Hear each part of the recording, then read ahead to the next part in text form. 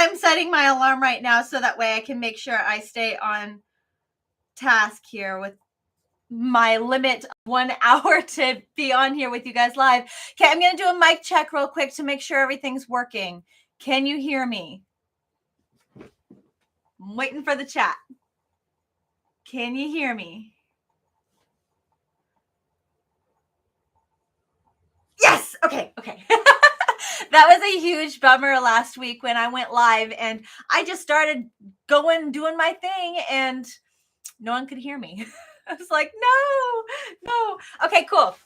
Welcome everybody to my Tuesday live. I'm so excited for you to be here. I'm so excited for you to spend time out of your busy schedule to hang out with me tonight while I talk about what video is going to go live this Friday on my channel, give a little backstory on what's happening. That way you can have more information about the video, what my thought process was, why I even created this particular video, stuff that I can't necessarily add into my videos on YouTube because it'd just be too much. It'd be way too much. So this gives me an opportunity to go more into what video is going to be released this Friday, let you have an opportunity to ask questions if you'd like to ask questions. And then after I talk about the video, I will open up the live for a live Q&A session where you can ask me any crochet related questions that you would like to ask me.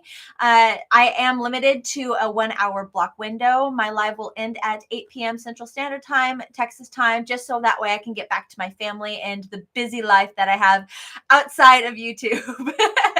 So if you haven't noticed, my lighting might be a little different, a little more harsh. My house is under construction right now. We're doing some updates, some much needed updates. So I've been moving stuff around. So my lighting might be different. Stuff might be a little bit different, but we're just rolling with the punches here. All right. So how this is structured, how this is going to work. If you ask me a question in the comment section or the chat here, which I welcome, just blow up the chat. Have a great time with the chat. If you are a member, use those incredible emojis. Now is your chance to just go crazy with your exclusive emojis for being a member. Yes.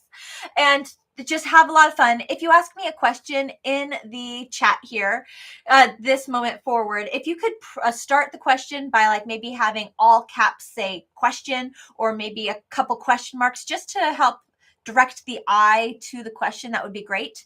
And then my incredible moderator, Hannah, everybody say hi to Hannah. She is incredible. I really couldn't do this without her just because she helps me to stay focused. So everyone say hi to Hannah. If Hannah talks to you, she is my moderator and she's going through the chat and picking up any questions that might pop up. And then she's going to text them to me.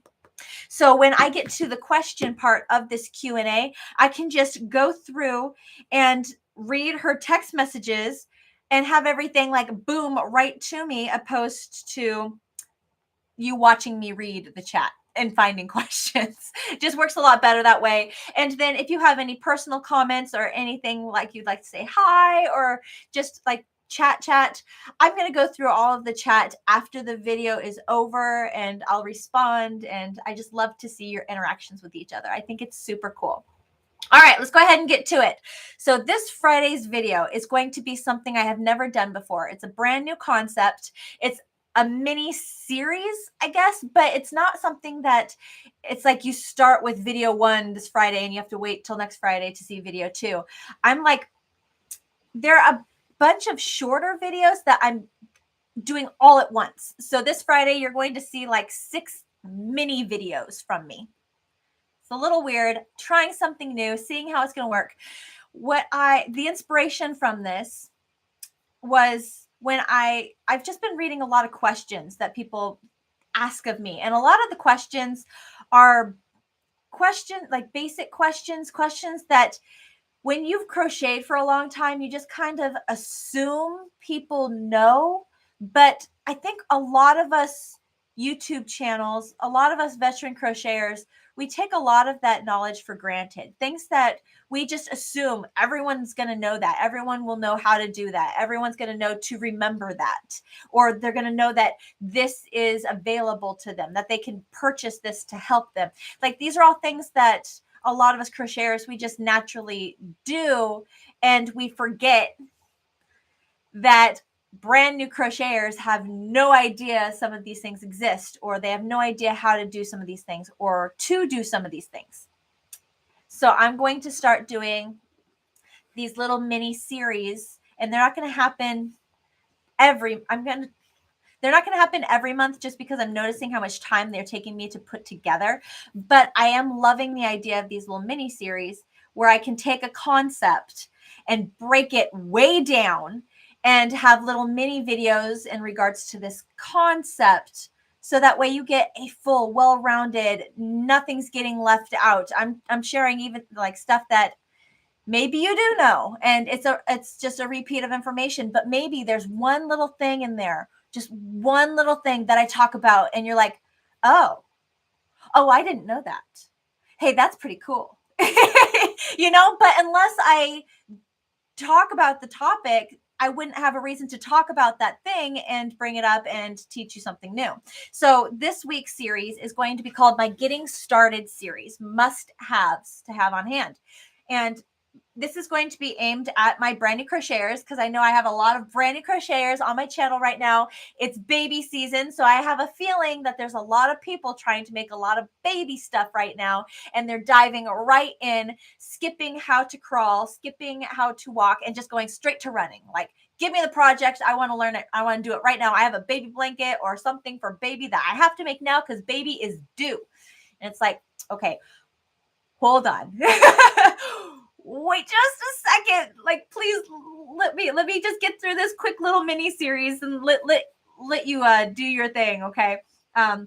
So this mini series this Friday is going to be the 6 must-haves that I think all crocheters should have. And if you're an intermediate crocheter, or you've been crocheting for a while, you're most likely going to have all of these things anyway, and you're like, yeah, yep, oh yeah. But you absolute beginners, you may not know that these things are super helpful, super important, or even the options available to you for them. And I'm not going to spoiler alert anything. I'm going to make you wait. I'm going to make you wait and make you watch it. But that's what's going to happen this Friday, is this little mini series, Getting Started, must-haves. And then one of those videos, one of the sections, I realized when trying to outline the video, everything I wanted to talk about it, I was like, wow, this particular topic has so much information involved that I'm like, I could make a whole mini series just on this one topic.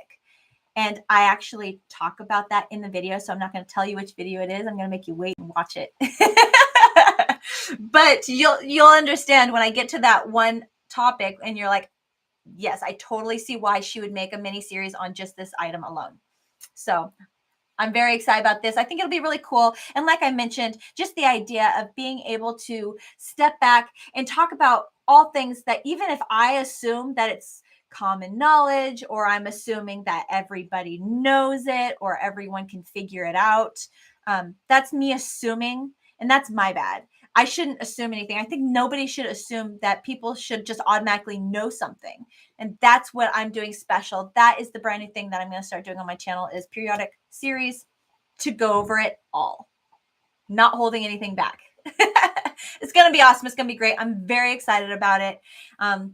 And then the further along I go, if you guys have any recommendations, I'm all ears. Like, is there a certain section that you would like me to elaborate or expand a little more on? Now, I know a lot of you, or not a lot, but a couple of you have asked me about Tanishan crochet, and I personally have not played with it yet. So I don't feel comfortable yet teaching something I don't know, even though that's the best way to learn something, is to teach it.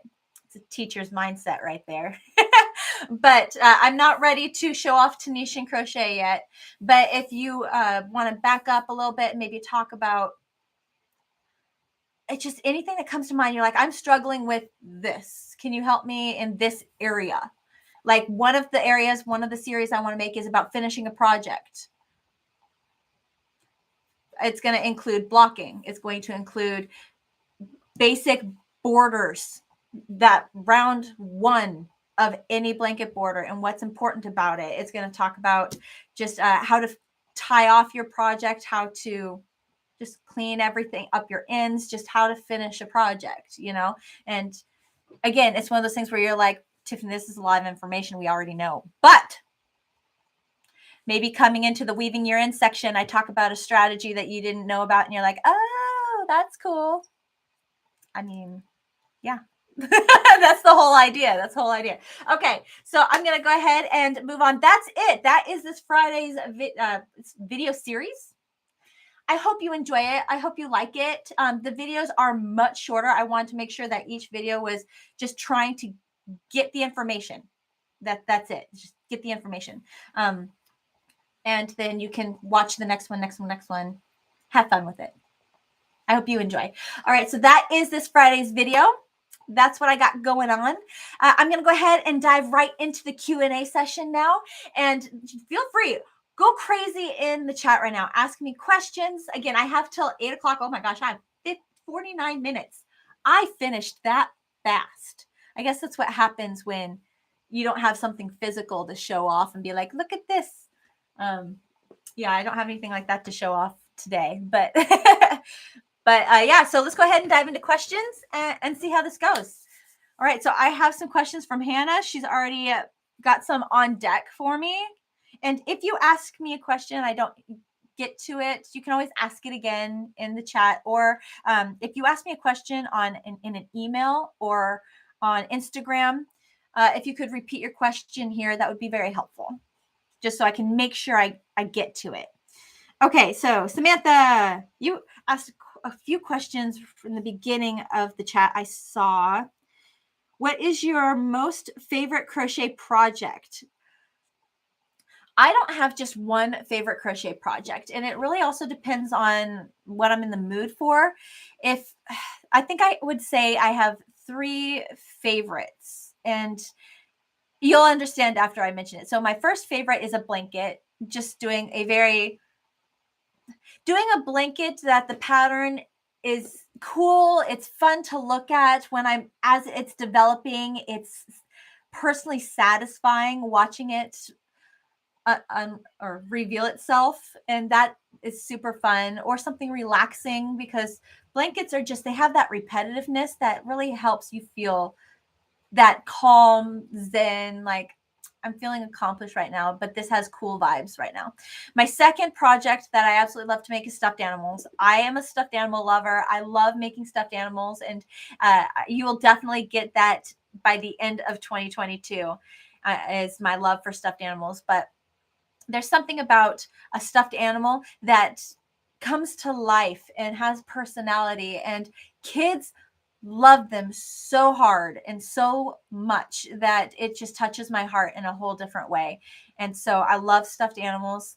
And my third favorite project is a fast, easy, probably a washcloth. And I don't use a whole bunch of crocheted washcloths because they last forever. Crocheted washcloths made with 100% cotton, those things are die hard. They last forever. So I don't make a whole lot of them because I don't really need any more. But just that really fast project that makes up quick, super satisfying, feels really good. You have that whole, I finished something feeling really quick. And it's just really nice to have a quick win, especially if you've been working on multiple projects that have taken a while. You kind of burnt out a little bit. Yeah, those quick wins are great. So right now, the only thing I can think of is a pot holder or a washcloth, because they're kind of one and the same, just doubled up. But yeah, those are my top 3 to make. And that's also to prevent from getting bored, making the same thing over and over and over again.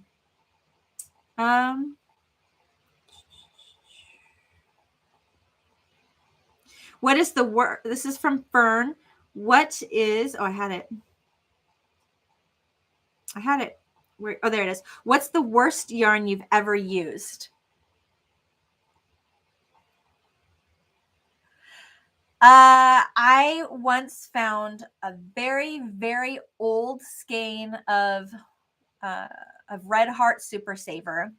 I used to have this thing where I would go to Goodwill and I would save yarn. It's like going to the pound and saving all of the animals from the pound. I would go to Goodwill and buy all the yarn because I thought I was saving it. I was saving it from being tossed or wasted. I was going to make something with all of the yarn from Goodwill. I know it sounds silly. It sounds really silly, but I once bought a skein of yarn from Goodwill, and it was a really old skein of Red Heart Super Saver. And that was back when Red Heart Super Saver was extremely rough and scratchy. And I remembered thinking to myself, gosh, what am I going to make with this? What could I possibly make? But I was also really young, so I didn't know any better. And I think I made like a hand towel out of scratchy Red Heart Super Saver yarn, which is all in all just a really bad idea because one, it's a scratchy material. No one's going to want to use that for a towel. Two, it's 100% acrylic yarn, not cotton. So the constant use of water is going to break down the fibers and just ruin the project. And it was like, okay, well, that's me being a newbie. But yeah, that yarn, I just couldn't think of anything to make with it. I think I tried to make a stuffed animal with it, and I took it out because I was like, that's not working very well. But yeah, anything scratchy, uncomfortable, I have a hard time working with, unless it's like scrubby yarn and I'm buying it on purpose to be scratchy, you know. So that is probably the worst yarn, is anything uncomfortable and scratchy. Okay, so got so many questions here. This is awesome. Okay. Do you listen to music when crocheting? If so, what's your favorite music? I'm very eclectic with my music. It really depends on my mood, what I'm into. I can love. Oftentimes, I will like having music on that has no words. There's this. It's a channel on YouTube. I think it's called Music Lab. I don't know if you've heard it before. Music Lab has these just melodies that play, and generally there's no words, and that's really good for my concentration because I get easily distracted. I love right now. I'm loving K-Flay, but she's a bit hardcore. There's a couple of her songs that I'm just absolutely vibing to right now, like the song Just a Lot, the song Zen, and there's honestly a lot of her songs that I just totally dig. I like her beat a lot. And then I'll listen to country music if I feel like everything I've heard on the radio is just repeated over and over and over, and I need something new. I'll throw on some country. But yeah, I'm all over the place. I really am. I mean, there's some times when I'll just throw on spa music. I'll go and I'll find on Pandora. I'll be like, I just need spa music. Like, play that in the background, please. So I'm kind of all over the place. I also do that thing where I'll put on a TV show, but it's more so background noise, and I'll watch or I won't necessarily watch, but I'll go through 5 episodes of something, and my husband will call me out and he'll be like, did you just watch TV all day? And I'll be like, I have no idea what happened in the episode. I honestly have no idea. It was just background noise. It's just background noise. Do you do that too? Do you watch TV but don't really watch TV? It's just background noise to have some filler going on. Do you do that? Anybody? Is it just me? Just me? Oh, I love seeing all you guys in the chat. Okay, if you are a member on my channel, throw some emojis on there. I want to see them. Use them. They're yours, man. Use them. All right, let's see. Another question. Life in Janie's World. I love that name. That's so fun. When using a hook size, should I go by the number or letter? Because different companies have different number for size. That is a great question. Generally, there is a a chart for crochet hook sizes. So they do have to follow a certain guideline, a certain chart. The only crochet hook that I can think of that will vary is the G. Oh, thank you, Fern. Mwah! I appreciate it so much. Thank you so much, Fern. The G crochet hook is the only one I can think of that will vary. And you'll either find that one in a, I think that's the only one I can think of off the top of my head. Anyway, and the G will be a G6, which can be found in a 4mm crochet hook, or it can be a G7. It'd be a 4.5mm crochet hook. But then there's also like a G6 4.25. I have all three of these crochet hooks. Like, it's like a G 4mm, G 4.25mm, and a G 4.5mm crochet hook. So I understand that situation being confusing, but every other size has to have its acquainted letter number. They're just kind of a pair, like they're stuck together. And I actually go over the different crochet hook sizes and letters in my Getting Started series that's going to come live Friday. So check that video out. It'll be its own individual little clip called Getting Started series crochet hooks. See if that can help you out a little bit to answer your question.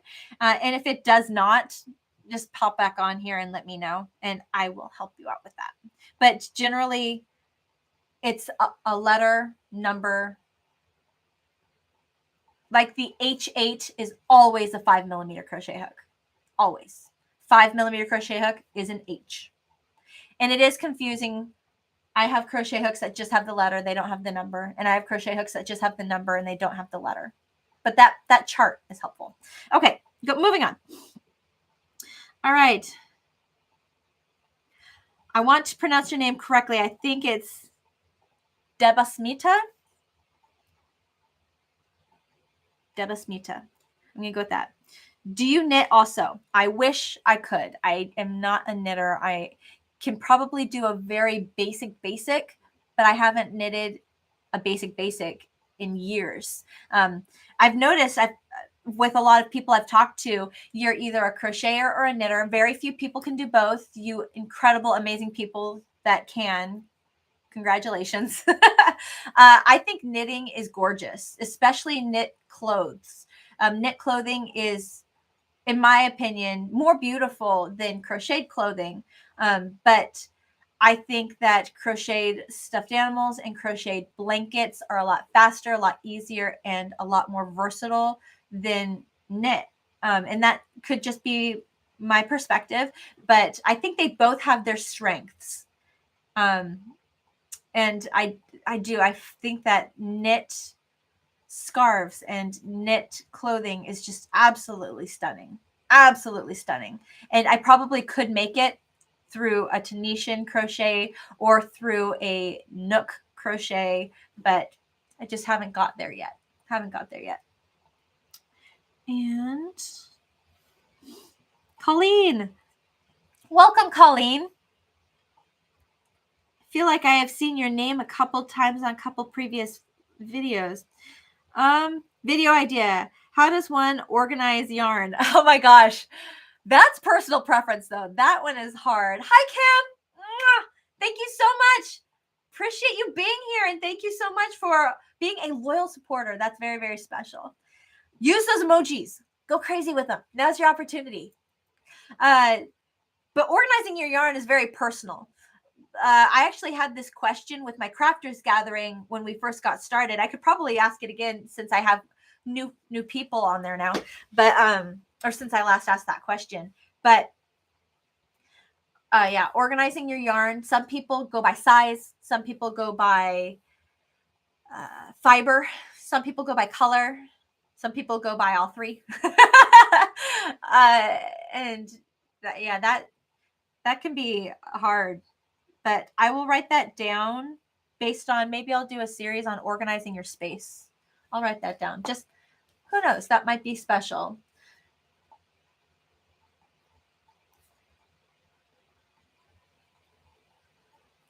I have an idea, Caroline. You gave me an idea. So I haven't shared this with you guys yet. I know you're instantly like, yes, what do you have to share with us? I am getting a studio built in my backyard that I am going to move my office into. That way I'm out of the house. I have no noise distractions, and I'm able to remove my work life out of my home. So when I'm home, I can chill a little bit better. I am struggling right now a little bit with work-life balance. I see work around me and I am constantly working, and it's not doing good things. So I'm hoping that by building a studio in my backyard, it's like a she shed, kind of maybe a little bit bigger than a she shed, but about that size. It's not going to be crazy. I'm going to record the whole process, let you guys see everything that happens. Right now there's nothing going on, but in the next month I'm assuming we'll get started on that. But yeah, I'm gonna build myself a studio back there and be able to take my stuff, move it over there. And when I move my stuff over there, maybe I can show you how I'm organizing my area, how I'm organizing my yarn, how I'm organizing my stuff in that space, why I'm placing it certain places, and just kind of allow you to join along with me as I do that and include you in my thought process. I think that'd be cool.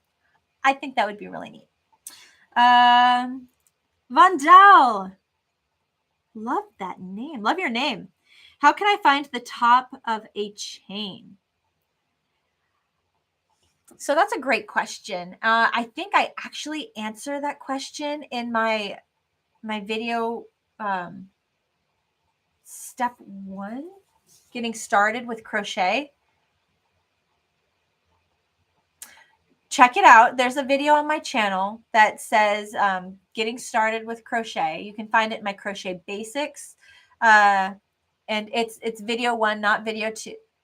Not video 2. It's video 1. And I go over, there's really 3 or 4 different ways. You're pulling memory. I mean, I haven't reviewed this video in a long time, but there's like 3 or 4 different ways that I've seen people work off their foundation row chain. And I put my crochet hook underneath 2 loops. And I do that because I'm just following how every single row will look from row 1 on. You're always putting your crochet hook under 2 loops when you make your stitch. If you do a front loop or back loop, then you're doing a front loop or back loop. So I just work that right off the foundation row, right off the chain, putting my crochet hook underneath 2 loops to make my stitch. Though I see a lot of people working their crochet hook under 1 loop. And like I see you asking in your question, which loop? Which one do you do? And what's crazy is I've seen it done all ways. There's no right answer. It's just kind of what works best for you. I've seen some people work off of, so you'll see 3 loops, and there's some people that will work just off the top one, leaving 2 loops alone. There's some people that will turn their chain over so it looks like the links, and they'll put their crochet hook in that center loop, the center link. And yeah, I've seen it done all ways, and I show examples of all those ways in that video. So I take a peek at that, see what I'm talking about, and know that you can't do it wrong. And eventually, with enough practice, you'll just start to figure it out. You'll be like, that didn't work. Oh, this is it. I got it. It's just trying, working something a couple times. It comes to you eventually. So know that you're okay. You're fine.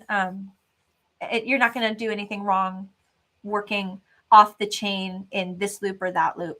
As long as you're attaching your stitches to the chain, you're okay. You're okay. Donna. I definitely know I've seen Donna. Hi, Donna. Okay, Tiffany, can you show us how to make a summer tank top, not with big holes? Ooh. Okay. So something more solid. I'll write that down.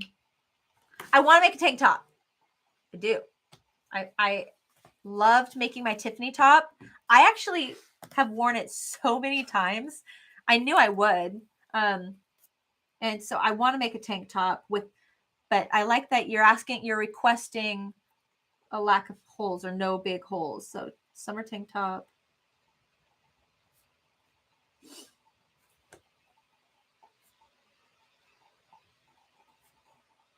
There are so many different patterns, just crochet stitches that I could utilize.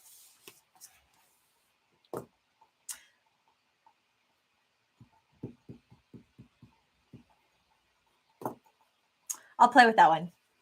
I got you though. I got you, Donna. Okay, Caroline, again. What is your favorite designer, or who is your favorite designer? Oh goodness. Are we talking about regular clothes, or are we talking about crochet pattern designers, or are we talking like luxurious, like name brand designers, or are we talking about which store do I go into in the mall? What you thinking? What you thinking there, Caroline? No particular favorite pattern designer. I really, really like Lion Brand patterns a lot. Yarn Inspirations has some incredible patterns that I love, love, love. And then there's some other incredible designers like Repeat Crafter Me. I think she's incredibly talented. I love her work so much, and it's so genuine. I love...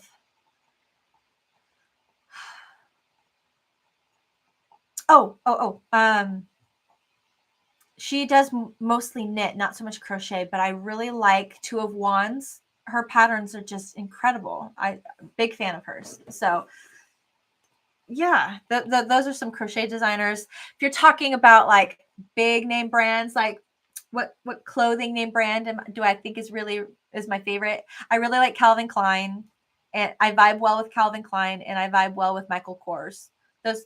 They're not too crazy, but those are like my favorite brands. Them, and if I can ever afford anything out of their store clearance section, I like Armani Exchange. So I know.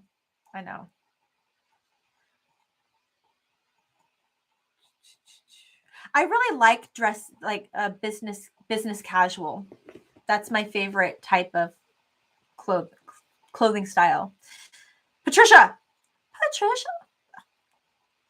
I got a new text and I lost it. Oh, wait, did I get you, Kristen? No, I missed. Wait, Kristen. Do you have a crochet project that you could start kids learning on? Oh, gosh. I have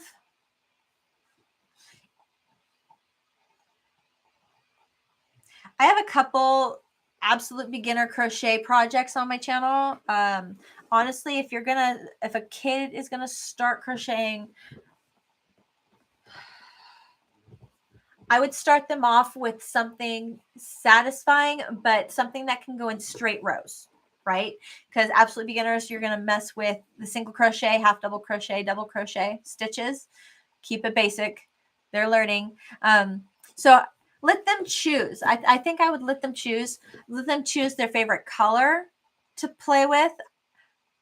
I'm going to be talking about that Friday too. That's something I'm talking about, is a lot of things that I think will help you with this question, Kristen.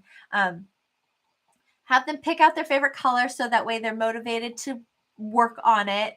Let them pick something basic, like, do you want to make a washcloth? Do you want to make a scarf? Do you want to make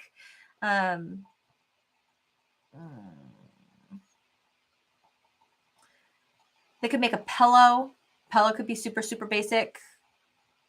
I know all things where you're like, but Tiffany, you don't have a video on your channel for a basic pillow.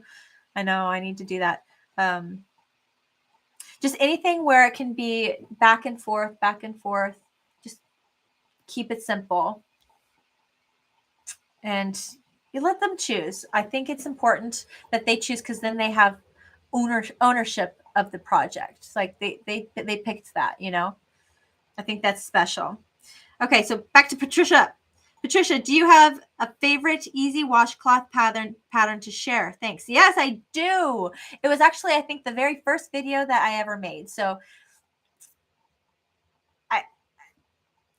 it's great. I love the pattern. It's my favorite washcloth. I sold these washcloths. I still sell these washcloths. People love the pattern. They love to make it. I've gotten a lot of feedback on it.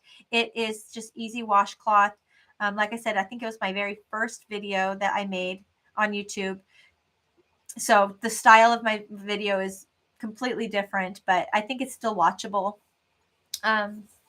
You can find that either in my home crochet playlist, or if you go to my YouTube channel, go under videos and scroll all the way to the bottom. Or you can filter like oldest to newest, it'll pop up. And yeah, that is my favorite washcloth to make. It's super easy, super basic, but it sells great and it works fantastic. So I hope you enjoy that. Debasmita, another question. Are you into garment making, like shawls and stuff? I don't make many shawls, though I need to get back into it. In fact, I really want to make a shawl with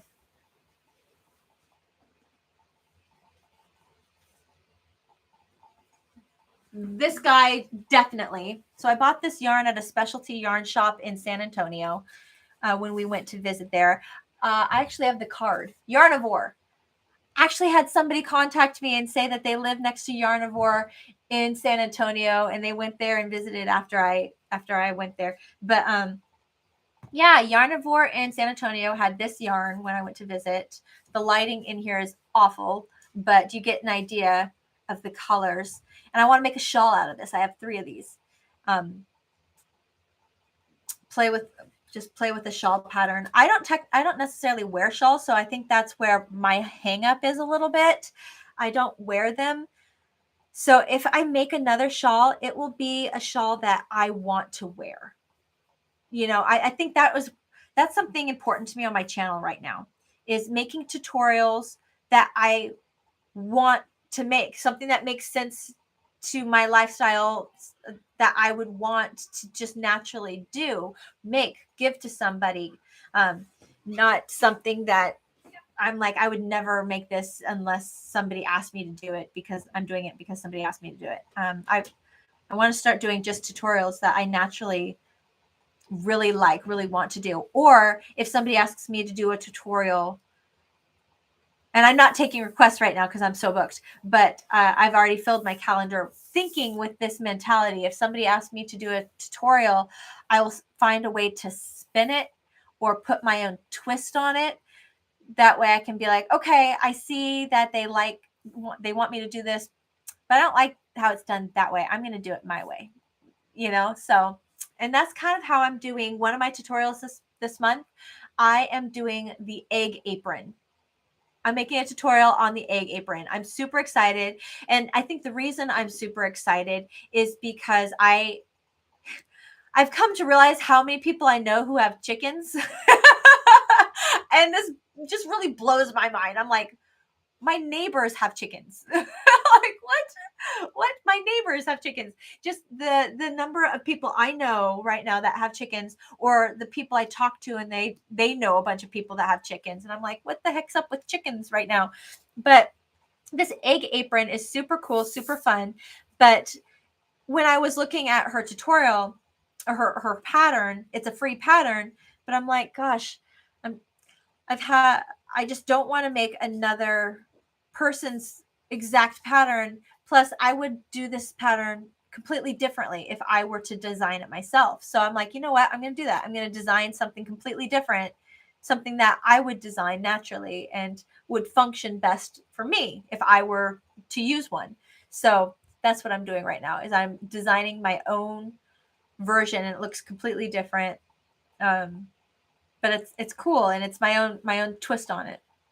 So sorry, that was a lot of information, but yeah. Okay, Patricia. Oh, you asked about the easy washcloth. Desmita, you asked, are you into garment making, like shawls? And when it comes to garment making, I want to make more clothes this year. I have like 4 different yarn projects or 4 different things of yarn designated to like making clothes. Oh, I got a new one and I lost my place. Okay, Michelle. Welcome, Michelle. I'm so glad you're here. Have you ever made a lampshade? No, I have not. I've seen them, but I have not. Have fun. Let me know if you do make one and how it turns out. I don't have enough lamps to do that. Okay, so Jodester. So excited. Question. Hi, Tiffany. Do you have a good tip for dealing with yarn barf?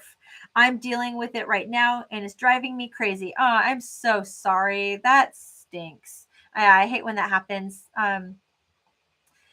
It really depends on how bad it is. And when you decide to just call it quits on it. Because I've been there too, where I just was like, you know what, I'm over it. It's not worth saving at this point. So I guess first I would give it a max an hour to work through it. Try to figure it out. See if you can get that knot gone. See if you can smooth out the mess of yarn. Give it an hour. If after an hour it's not working, you're not getting anywhere with it, first I would cut the yarn next to the project, like a ways out, so I could still attach more yarn to the project from another skein. Cut the yarn there and then see if by cutting there that I could then work my way past this mess. And if not, then lost cause, get rid of it, toss it, because at that point it's starting to kill your Crojo, and you don't want that to happen, because then you start to lose all motivation on the project. You start to lose your joy. You start to lose the reason that you're working on it, and eventually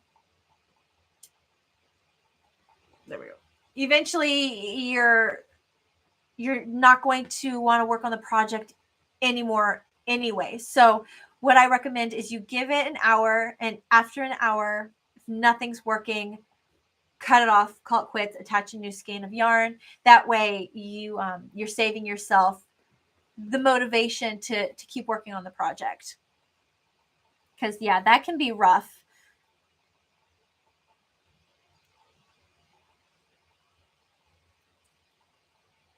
Okay. Did I get to? Oh, okay. And there's that question. Okay, so Mary Beth, how do you start a project with your chain and end? How do you start a project with your chain and end with just a chain, or if it's double stitch and you end with double chain at the end? Do you understand what I'm saying? I like how you ended that with saying, like, do you understand what I'm saying? Let me try to figure this out. So start a project with your chain, okay?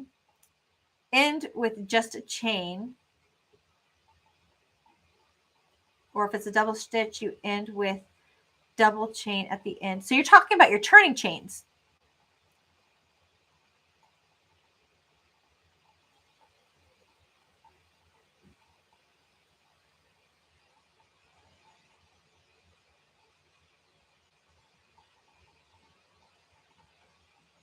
I think you're talking about the turning chain. Help me out, Mary Beth. Help me out. And if anybody in the chat understands what Mary Beth is talking about, help me out in the chat so I can help her with her question. Joester's still loving those emojis. If you are a member of my channel, I want you to shout out some emojis right now. Use your emojis. Use them. Go crazy. I love it. Judster again. Ooh, I love a summer tank top pattern. Okay, I hear you, Judster. I want one too.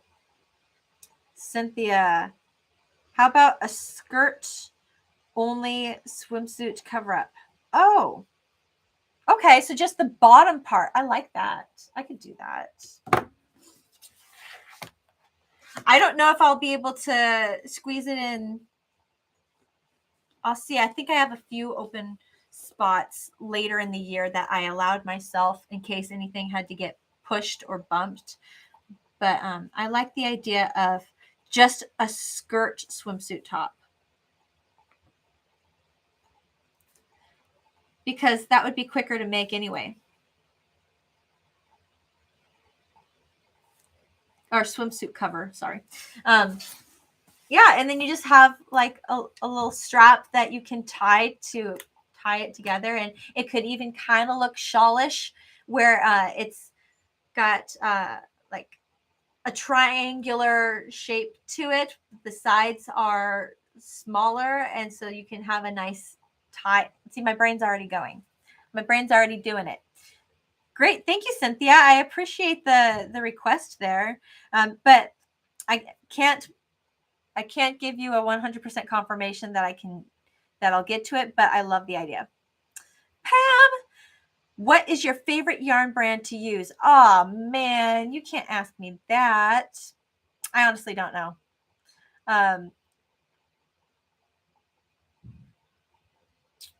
Thinking of my favorite yarns, they probably mostly fall under Lion Brand.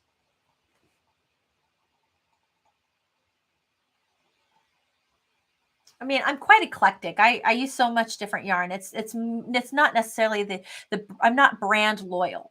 If that's what you're asking, I'm not brand loyal. It's more so how it feels. Does it inspire me? Does it excite me? Can when I pick it up, do I instantly picture a project in my brain of, oh, I'm gonna make or use you to make this, So I really like Loops and Threads from Michaels. I dig their brand. I think they have great colors. I really like the feel of like their alpaca yarn, especially, and their impeccable yarn has been working so incredibly great for me with a lot of my projects. So Loops and Threads is honestly up there for me. Lion Brand, of course. Bernat, of course, the ones that we all know and love. I'm trying to think. I do love Yarn Bee. Yarn Bee is hard. They have so many beautiful colors. They're really comfortable to work up to. Like this rainbow one right here. That's a Yarn Bee. Oh, and that's going to be fun. That's going to be a really fun project. So I already got that one started, but I've had to shelf that one because I need to finish some whips before I can keep going on that one. One time for you and me. Cute name. Do you have an item that you prefer crocheting more than others? Probably blankets. Blankets they're just so diverse. You can do a simple blanket or you can do a complicated blanket. You can make a big blanket or a small blanket. You can make a baby blanket or an adult blanket. And you could use any crochet stitch on a blanket. So I'd say blanket.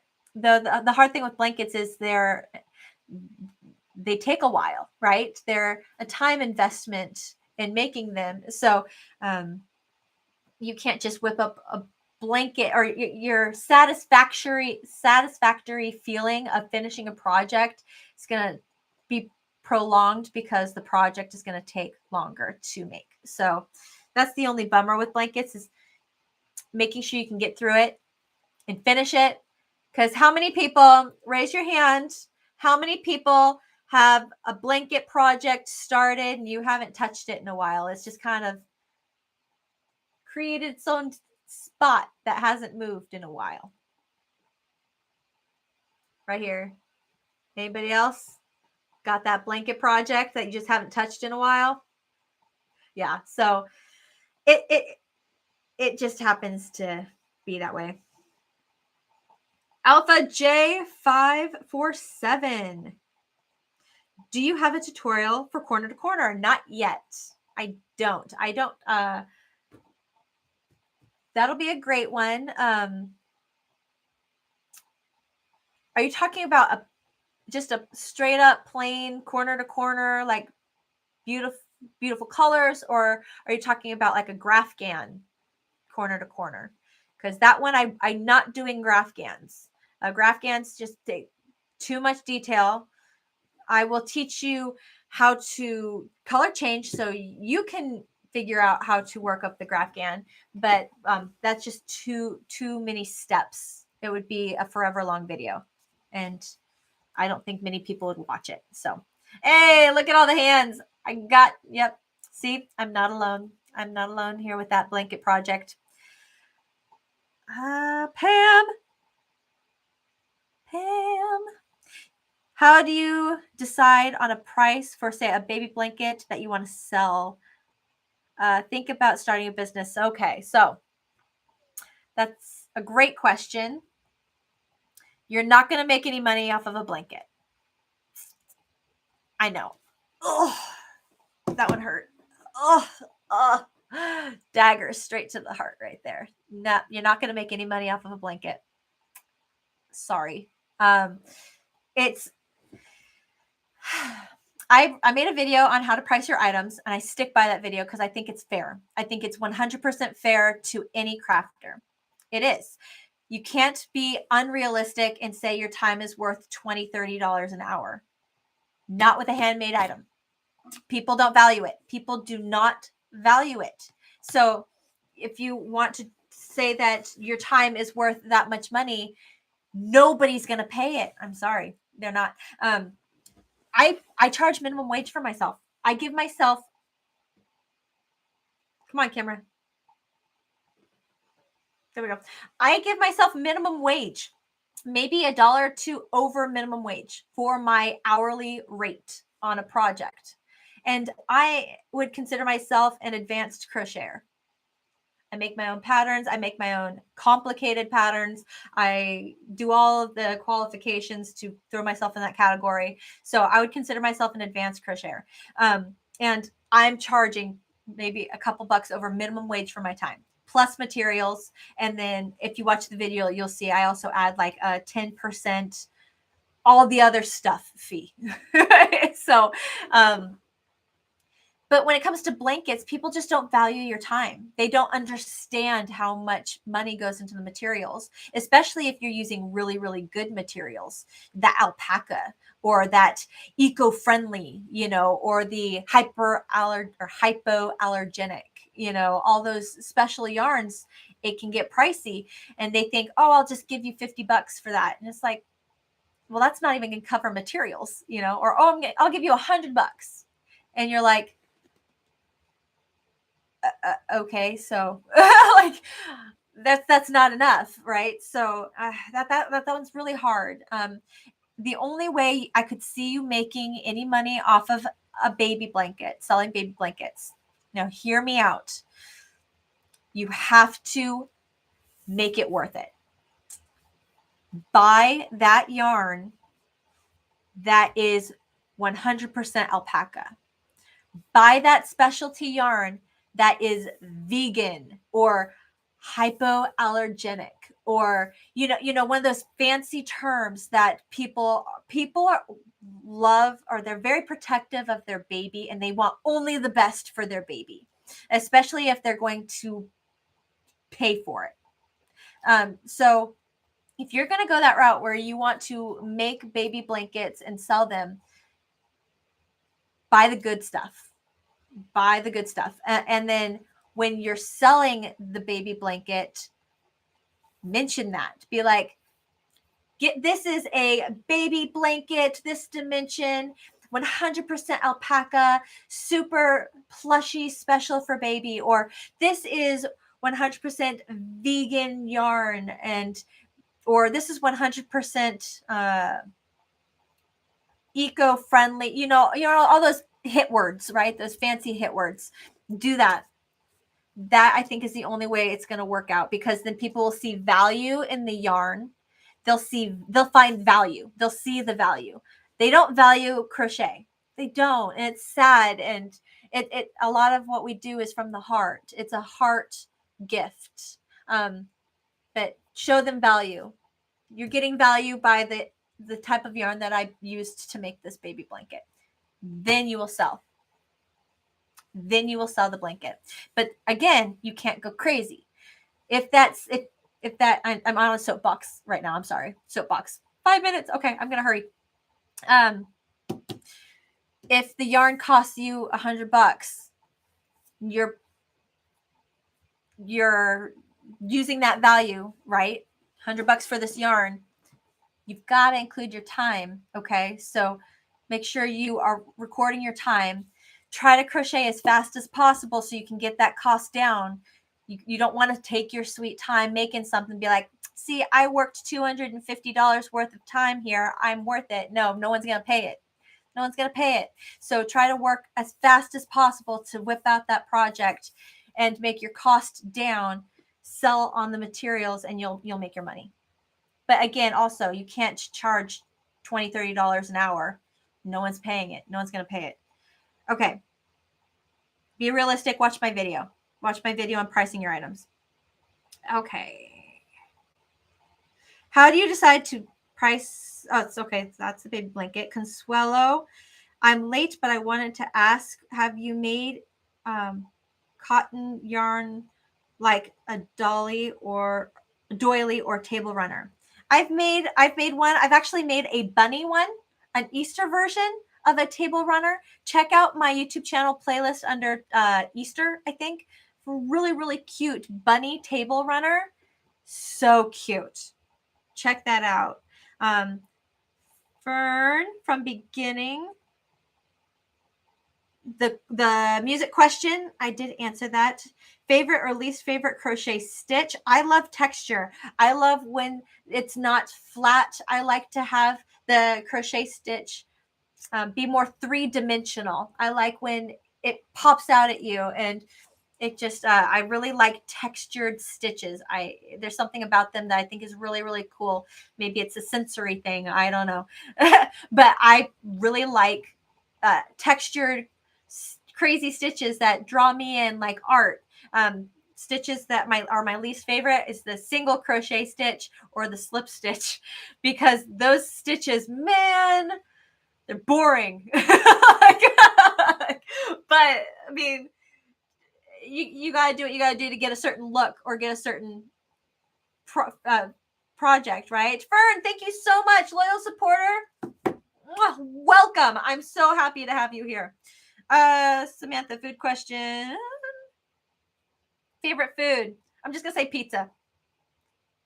Pizza. I like food. I like pizza. Fern again. What time of the day do you most like to crochet? All day long. You'll find me crocheting all day long, from the moment I wake up till the moment I go to bed. It's an obsession. It might be a problem, but I'm not going to admit it. You can't tell me. I'm not going to admit there's no problem. I have no problem. I'm always crocheting. Like always. Yeah, seriously, from the moment I wake up till the moment I go to bed, I am crocheting. And yes, I'd say probably 50% of that is because it's my job. I have to create patterns. Like every week I have to have a brand new pattern created. I have to have a demo created for that pattern. I have to have a pattern written out. I have to have like a brand new project, get it all ready. So I have to make sure that I am constantly crocheting. So I keep having those patterns ready and available. And it's like a train. So I have to keep going to make sure. And especially recently with my patterns being big patterns, it's a lot. I need to spend some time making a bunch of small ones to catch up, because right now I'm driving myself crazy. But the other 50% of the time, I just love to crochet. It's my happy place. It's where I get my peace, my zen, my stress release. It's where I zone out, and just, it's my happy place. So it's a good happy place. Anybody else feel the same way? Am I the only one? Anybody else feel like crochet? I just do it all day because it's your happy place. Oh, I love it. I've loved getting, like, just talking to you guys, getting you involved in this chat. There is my 8 o'clock alarm. Guys, I've had so much fun with you. If you had fun, you've got to check out my Crafters Gathering membership, because this is what we do every Wednesday night and Saturday morning. We hang out. I answer questions, or we just talk, share projects we're working on, our whips, I talk about things that I have visions of in the future. We talk about charities we want to help, or who we're helping, or nominating. We talk about projects that we are creating. We talk about off-topic subjects and just get to know each other and bond. It's really, really cool. And I would encourage you to just give it a try. My membership program, Crafters Gathering, every Wednesday evening, 7 p.m. So tomorrow night, all of you Crafters Gatherers, I will see you tomorrow for another one. But this time, I get to see you and I get to hear you, and we get to hang out. So, and every Saturday at 11 a.m. Central Standard Time, Texas time, because I live here in Texas.